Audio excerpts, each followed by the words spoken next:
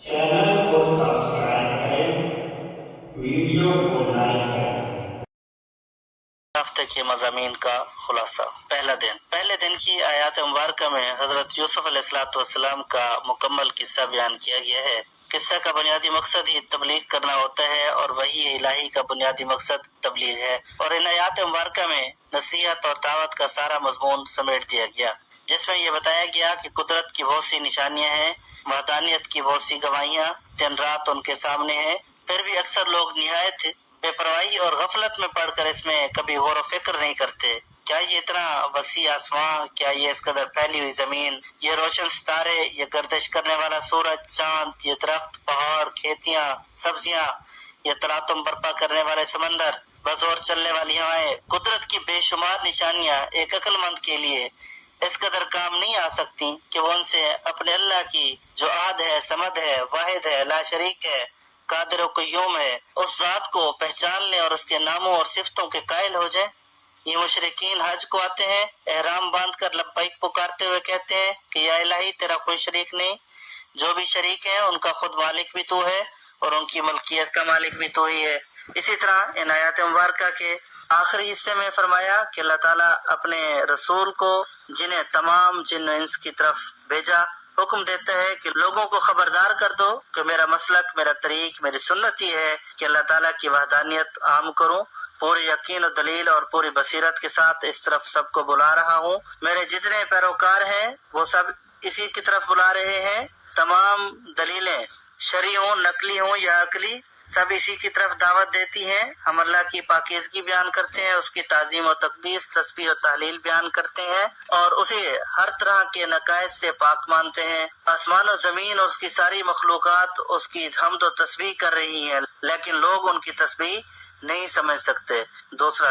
दूसरे दिन की आयत मुबारका में ये बात वाज़ेह फरमा दी कि रसूल और नबी मर्द ही बनते हैं, ना कि औरतें, और इसके साथ ये वाज़ेह कर दिया कि जमीन के रहने वाले इंसान भी नबी होते रहे, ना कि आसमान से कोई फरिश्ता उतरता हो।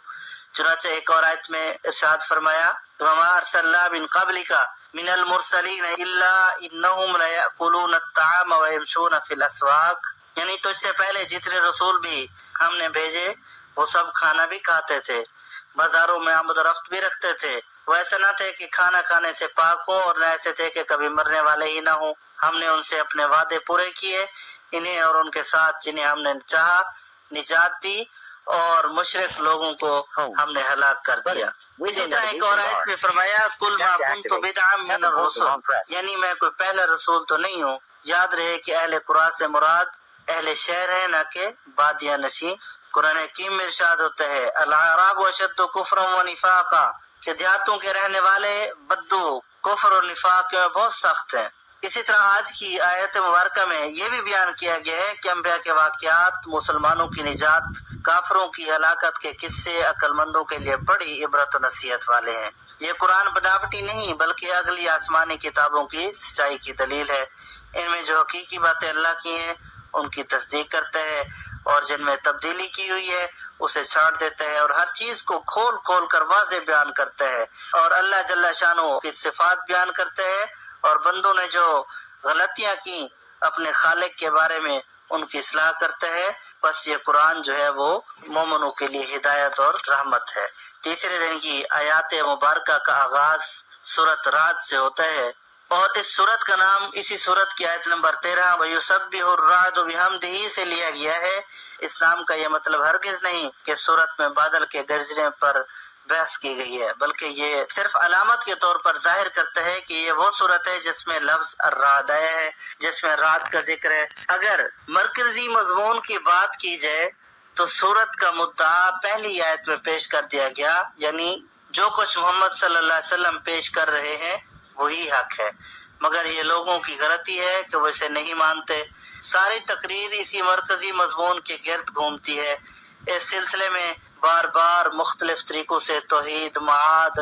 और रिसालत की हक्कानियत साबित की गई है। इन पर ईमान लाने की अखलाक के रूहानी फवाइद समझाए गए और उनको ना मानने के नुकसानात बताए गए, और ये बात ज़हन नशीं कराई गई कि कुफ्र सरासर एक हमाकत और जहालत है। फिर चूंकि इस सारे बयान का मकसद महज दिमागों को मुतमईन करना ही नहीं, دلوں کو ایمان کی طرف کھینچنا بھی ہے۔ اس لیے اس میں صرف اور صرف منطقی استدلال سے کام نہیں لیا گیا، بلکہ ایک ایک دلیل اور ایک ایک شہادت کو پیش کرنے کے بعد تخفیف، ترغیب اور مشفقانہ تلقین کی گئی ہے، تاکہ نادان لوگ اپنی گمراہانہ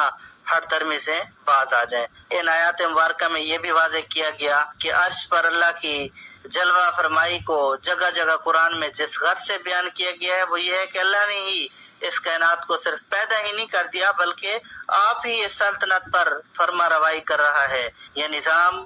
اس امر کی شہادت نہیں دے رہا کہ ایک خماگیر اقتدار اس پر فرما روا ہے اور ایک زبردست کام کر رہی ہے، بلکہ اس کے تمام اجزاء، ان میں کام کرنے والی ساری کی ساری قوتیں اس بات پر گواہ ہیں کہ اس نظام کی کوئی چیز غیر فانی نہیں، ہر چیز فانی ہے، ہر چیز کے لیے ایک وقت مقرر ہے جس کے اختتام تک وہ چلتی ہے۔ چوتھے دن کی آیات مبارکہ میں اجرام فلکی کے بعد عالم ارضی کی طرف توجہ دلائی گئی۔ یہاں بھی خدا کی قدرت اور حکمت کے نشانات سے انہی دو حقیقتوں یعنی توحید اور آخرت پر دلیل پیش کی گئی ہے، جن پر پچھلی آیات میں عالم سماوی کے آثار سے استشہاد کیا گیا تھا کہ اجرام فلکی کے ساتھ زمین کا تعلق، زمین کے ساتھ سورج اور چاند کا تعلق، زمین کی بے شمار مخلوقات کی ضرورتوں سے پہاڑوں اور دریاؤں کا تعلق، یہ ساری کی ساری چیزیں اس بات پر کھلی شہادت دیتی ہیں کہ ان کو نہ تو الگ خداؤں نے بنایا اور نہ مختلف با اختیار خدا ان کا انتظام کر رہے ہیں۔ پھر ساتھ ہی ان آیات مبارکہ میں اللہ کی توحید، اس کی قدرت و حکمت کے نشانات دکھانے کے علاوہ ایک اور حقیقت کی طرف بھی لطیف اشارہ کیا گیا ہے، اور یہ ہے کہ اللہ نے اس کائنات میں کہیں بھی یکسانیت نہیں رکھی۔ ایک ہی زمین ہے مگر اس کے خطے اپنے اپنے رنگوں اور شکلوں اور خاصیتوں میں جدا ہیں۔ ایک ہی زمین ہے، ایک ہی پانی ہے، مگر اس سے طرح طرح کے غلے اور پھل پیدا ہو رہے ہیں۔ ایک ہی جڑ ہے اور اس سے دو الگ تنے نکلتے ہیں، جن میں سے ہر ایک اپنی الگ انفرادی خصوصیت رکھتا ہے۔ ان باتوں پر جو شخص غور کرے گا وہ کبھی یہ دیکھ کر پریشان نہ ہوگا کہ انسانی طباع اور میلانات اور مزاجوں میں اتنا اختلاف پایا جاتا ہے، جیسے آگے چل کر اسی صورت میں فرمایا کہ اگر اللہ چاہتا تو سب انسانوں کو یکساں بنا سکتا تھا، مگر جس حکمت پر اللہ نے اس کائنات کو پیدا کیا وہ یکسانی کی نہیں بلکہ تنوع اور رنگ رنگ کی متقاضی ہے۔ پانچویں دن کی آیت مبارکہ میں یہ بیان فرمایا گیا کہ کافر لوگ از روئے اعتراض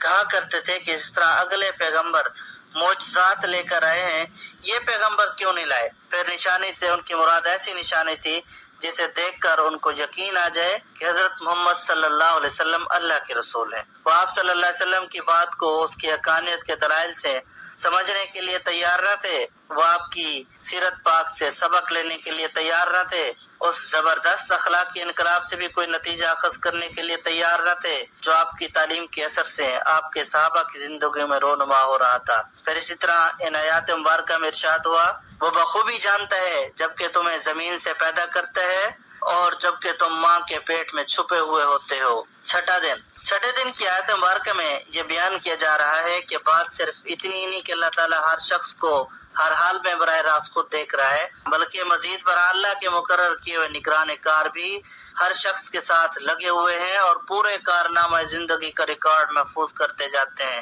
اس حقیقتوں کو بیان کرنے سے مقصود یہ ہے کہ ایسے خدا کی خدائی میں جو لوگ یہ سمجھتے ہوئے زندگی بسر کرتے ہیں کہ انہیں شتر بے مہار کی طرح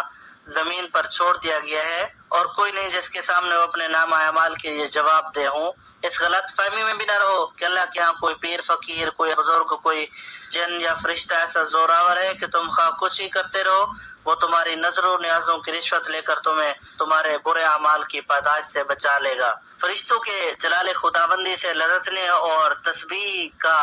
ذکر خصوصیت کے ساتھ یہاں اس لیے کیا کہ مشرکین ہر زمانے میں فرشتوں کو دیوتا اور معبود قرار دیتے رہے ہیں اور ان کا یہ گمان رہا ہے کہ وہ اللہ تعالیٰ کے ساتھ اس کی خدائی میں شریک ہیں۔ اس غلط خیال کی تردید کے لیے فرمایا گیا کہ وہ اقتدار اعلیٰ میں خدا کے شریک نہیں ہیں بلکہ فرما بردار اور خادم ہیں اور اپنے آقا کے جلال سے کانپتے ہوئے اس کی تسبیح کر رہے ہیں۔ اللہ تعالیٰ سے دعا ہے کہ اللہ تعالیٰ ہمیں قرآن سمجھنے اور اس پر عمل پیرا ہونے کی توفیق عطا فرمائے، آمین یا رب العالمین، وما علینا الا البلاغ المبین۔